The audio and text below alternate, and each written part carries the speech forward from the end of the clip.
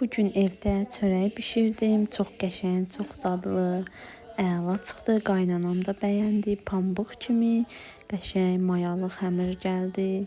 Sizə də resepti paylaşıram. Bişirin, sevin, yeyin.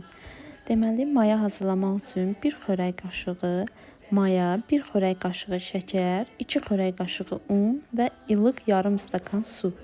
Mayamız belə qəşəng köpür, qəşəngcənə gəlir.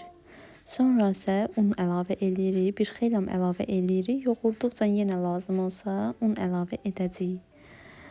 1 çay qaşığı dolu duz əlavə eləyirik.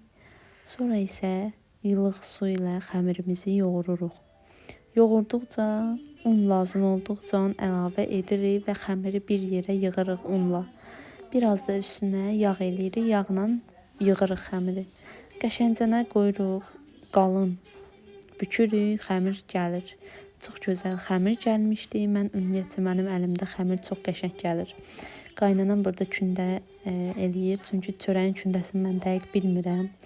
Dedim qaynanam eləsin. Maşallah çox bəyəndi qaynanam. Mən ümumiyyətlə əlimdə xəmir çox gözəl gəlir. Beləncə üzərinə də yumurtanın sarısı və sarı kök, biraz da duru yağ. Pambıq kimi çox dadlı, Tuncay da sevdi, pendirlə yedi. Çox qəşəng idi. Bişirsəz peşman olmazsınız. Evdə bişən çörəyi heç nə yerə vermir. Çox dadlı olur, qəşəng olur. Bu 2 gündə qalsa heç nə qurumayacaq, nə bərkiməyəcək. Eyni mən elədiyim reseptlə eləsəz, eyni o formada maya hazırlasaz, sizin xəmiriniz və çörəyiniz çox gözəl pambıq kimi alınacaq. Buyurun, bişirin, yeyin, nuş olsun.